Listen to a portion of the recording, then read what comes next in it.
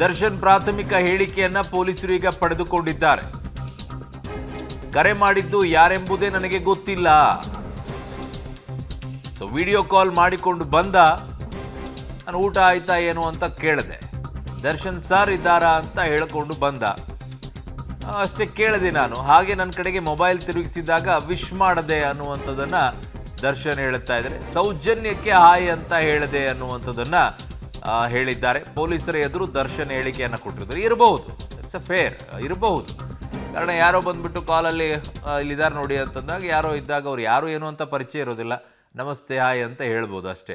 ಹಲವು ಕಡೆಗಳಲ್ಲಿ ಆಗುತ್ತೆ, ದಟ್ಸ್ ನಾಟ್ ಇಶ್ಯೂ. ಬಟ್ ಅವರೇ ಮೊಬೈಲ್ ಹಿಡ್ಕೊಂಡು ಏನೂ ಇಲ್ಲ, ಅಲ್ಲಿ ಯಾರೋ ಹೇಳಿದ್ ಕೇಳಿದ್ದಾರೆ ಅಷ್ಟೇ, ಸೌಜನ್ಯಯುತವಾಗಿ. ಈ ಆರ್ಗ್ಯುಮೆಂಟನ್ನು ಒಪ್ಕೊಳ್ಬೋದು. ಬಟ್ ಈ ಮೊಬೈಲ್ ಒಳಗಡೆಗೆ ಹೇಗೆ ಹೋಯಿತು ಅನ್ನುವಂಥ ವಿಚಾರ. ಸೊ ಅಷ್ಟೊಂದು ತುಂಬ ಆರಾಮಾಗಿದ್ದಾರೆ ಅಂತಂದರೆ ಅವ್ರಿಗೆ ಮೊಬೈಲ್ ಸುಲಭವಾಗಿ ಸಿಗ್ತಾ ಇತ್ತು ಅಂತಲೇ ಅರ್ಥ ಅಲ್ವಾ? ನೋಡಿ ಅಲ್ಲಿ ಅಷ್ಟೊಂದು ಮೊಬೈಲ್ ಸುಲಭವಾಗಿ ಸಿಗ್ತಾ ಇದ್ದಕ್ಕೆ ಅಷ್ಟೊಂದು ಆರಾಮಾಗಿ ಅವ್ರು ಶಾಕ್ ಎಲ್ಲೂ ಆಗಿಲ್ಲ.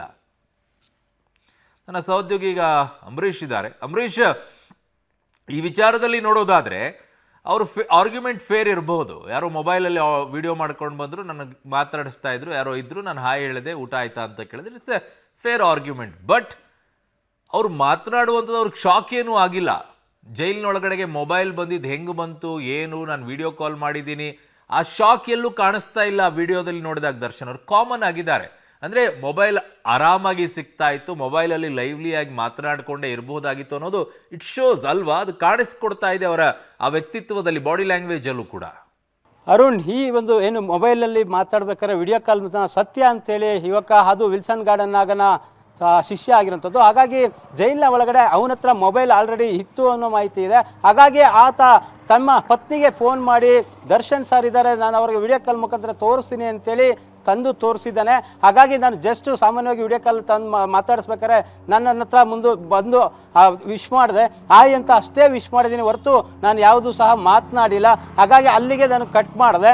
ಸೊ ಆದ ನಂತರ ನಾವು ನಮ್ಮ ಕೆಲಸಗಳಲ್ಲಿ ಇದ್ವಿ ಅನ್ನೋ ಮಾತನ್ನು ಮಾತ್ರ ತನಿಖಾಧಿಕಾರಿಗಳ ಮುಂದೆ ದರ್ಶನ್ ಹೇಳ್ತಾ ಇರ್ತದ್ದು. ಮೊಬೈಲ್ ಯಾರು ತಂದರು, ಎಲ್ಲಿಂದ ಬಂತು, ನನಗೇನೂ ಗೊತ್ತಿಲ್ಲ. ಜಸ್ಟ್ ನಾನು ಕೂತ್ಕೊಂಡಿರ್ಬೇಕಾದ್ರೆ ಅಥವಾ ನೇರವಾಗಿ ಆತ ಬಂದು ನನಗೆ ವಿಡಿಯೋ ಕಾಲಲ್ಲಿ ಈ ಥರ ನಮ್ಮ ಪತ್ನಿ ಇದ್ದಾರೆ ಅಂತೇಳಿ ತೋರಿಸಿದ, ಹಾಗಾಗಿ ನಾನು ವಿಶ್ ಮಾಡಿದ್ದೀನಿ ಅನ್ನೋ ಮಾತನ್ನ ಈಗ ಹೇಳ್ತಾ ಇದ್ದಾನೆ. ಮತ್ತೊಂದು ಕಡೆಗೆ ಪೊಲೀಸರು ಈಗ ಏನು 3 ಪ್ರಕರಣ ದಾಖಲು ಮಾಡಿದ್ದಾರೆ. ಅದರಲ್ಲಿ 2 ಪ್ರಕರಣದಲ್ಲಿ A1 ಆರೋಪಿಯಾಗಿ ದರ್ಶನ್ನೇ ಮಾಡಿರೋದ್ರಿಂದ ಒಂದಷ್ಟು ಈಗ ಎಲೆಕ್ಟ್ರಾನಿಕ್ ಸಿಟಿ ಎಸಿಪಿ ಮಂಜುನಾಥ್ ಅವರ ನೇತೃತ್ವದಲ್ಲಿ ಒಂದು ತನಿಖಾ ತಂಡ ಈಗ ತನಿಖೆಯನ್ನು ಮಾಡ್ತಾ ಇದ್ದಾರೆ. ಅಂದರೆ ಸಂಪೂರ್ಣವಾಗಿ ಮೊಬೈಲ್ ಬಗ್ಗೆ ಯಾರನ್ನ ಪ್ರಶ್ನೆ ಮಾಡೋದು ಸಹ ಮೊಬೈಲ್ ಬಗ್ಗೆ ಎಲ್ಲೂ ಸಹ ಯಾವ ಆರೋಪಿಗಳು ಬಾಯಿ ಬಿಡ್ತಾ ಇಲ್ಲ. ಅಂದರೆ ಜೈಲಿನ ಒಳಗಡೆ ಮೊಬೈಲನ್ನು ಹಜಾರಶವಾಗಿ ಇಟ್ಕೊಂಡಿರ್ತಾರೆ. ಅದರಲ್ಲೂ ವಿಲ್ಸನ್ ಗಾರ್ಡನ್ ನಾಗನ ಶಿಷ್ಯಂದ್ರೆ ಈ ಒಂದು ಹೆಚ್ಚಿಗೆ ಮೊಬೈಲನ್ನು ಬಳಕೆ ಮಾಡಿದ್ದಾರೆ. ಅಂದರೆ ಎಲ್ಲೋ ಒಂದು ಕಡೆಗೆ ಜೈಲು ಅಧಿಕಾರಿಗಳಿಗೆ ಸಾಕಷ್ಟು ಹಣವನ್ನು ತಿನ್ನಿಸಿದ್ದಾರೆ. ಹಾಗಾಗಿ ಅವರಿಗೆ ಬೇಕಾದಂಥ ರಾಜ್ಯಾತಿಥ್ಯ ಎಲ್ಲ ಸಿಗ್ತದೆ. ಮತ್ತೊಂದು ಏನಂತಂದರೆ ಅರುಣ್, ಜೈಲಿನ ಸುತ್ತಮುತ್ತ 1 ಕಿಲೋಮೀಟ್ರ್ ಎಲ್ಲೂ ಸಹ ಸರಿಯಾಗಿ ನೆಟ್ವರ್ಕ್ ಸಿಗಲ್ಲ. ಆದರೆ ಒಳಗಡೆ ಜೈಲಿನ ಒಳಗಡೆ ವಿಡಿಯೋ ಕಾಲಲ್ಲಿ ಮಾತಾಡಬೇಕಾದ್ರೆ ಅಲ್ಲಿ ನೆಟ್ವರ್ಕ್ ಸಿಗ್ತಾ ಇದೆ. ಅಂದರೆ ಎಲ್ಲೋ ಒಂದು ಕಡೆಗೆ 5 ಕೋಟಿಗೂ ಹೆಚ್ಚು ಹಣವನ್ನು ಖರ್ಚು ಮಾಡಿ ಜಾಮರ್ ಹಾಕಿದ್ದಾರೆ.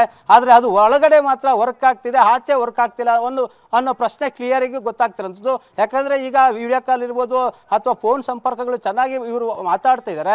ಮತ್ತೊಂದು ಕಡೆಗೆ ಈಗ ಒಳಗಡೆ ಫೋನ್ಗಳನ್ನು ಬಿಟ್ಟಿರೋದು ಹೇಗೆ, ಇಷ್ಟೊಂದು ನೆಟ್ವರ್ಕ್ ಸಮಸ್ಯೆಯಿಂದ ಜನ ಆಚೆಗಡೆ ಪರದಾಡ್ತಾ ಇದ್ದಾರೆ. ಆದರೆ ಜೈಲಿನ ಒಳಗಡೆ ಅಧಿಕಾರಿಗಳೇ ಜಾಮರನ್ನು ಕಡಿಮೆ ಮಾಡಿ ಮೊಬೈಲ್ ಬಳಕೆಗೆ ಅವಕಾಶ ಕೊಟ್ಟಿದ್ದಾರೆ. ಅಂದರೆ ಸಂಪೂರ್ಣವಾಗಿ ಜೈಲಿನಲ್ಲಿ ಎಲ್ಲವೂ ಸಹ ನಡೀತಾ ಇತ್ತು. ಹಾಗಾಗಿ ಈಗ ಈಗ ಏನು ಪೊಲೀಸರು ತನಿಖೆ ಮಾಡ್ತಿದ್ದಾರೆ, ಅದರಲ್ಲೂ ಸಹ ಬಟ್ಟ ಬಯಲಾಗ್ತಾ ಹೋಗ್ತಾ ಇದೆ. ಒಂದೊಂದೇ ಪ್ರಶ್ನೆಗಳನ್ನು ಈಗ ದರ್ಶನ್ ಇರ್ಬೋದು ಅಥವಾ ವಿಲ್ಸನ್ ಗಾರ್ಡನ್ ನಾಗ ಇರ್ಬೋದು ಅಥವಾ ಅವರ ಸಹಚರರಿಗೆ ಅಲ್ಲಿ ಯಾರ್ಯಾರಿದ್ರು ಅವರು ಬ್ಯಾರೆಕ್ ಸುತ್ತಮುತ್ತ ಎಲ್ಲರಿಗೂ ಸಹ ಒಂದು ನಿನ್ನೆ ಸಂಪೂರ್ಣ ತನಿಖೆಯನ್ನು ಮಾಡಿದ್ದಾರೆ, ವಿಚಾರಣೆ ಮಾಡಿ ಒಂದಷ್ಟು ಮಾಹಿತಿಯನ್ನು ಪಡ್ಕೊಂಡಿದ್ದಾರೆ. ಹಾಗಾಗಿ ಇವತ್ತು ಬೆಳಗ್ಗೆ ಮತ್ತೆ ಪೊಲೀಸರು ಈಗ ವಿಚಾರಣೆಯನ್ನು ಪ್ರಾರಂಭ ಮಾಡಿರುವಂಥದ್ದು.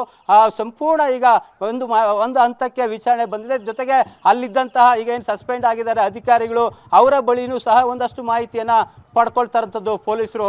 ಅರುಣ್, ಓಕೆ ಅಂಬರೀಷ್, ನಿಮ್ಮೆಲ್ಲ ಮಾಹಿತಿಗೆ ಧನ್ಯವಾದಗಳು.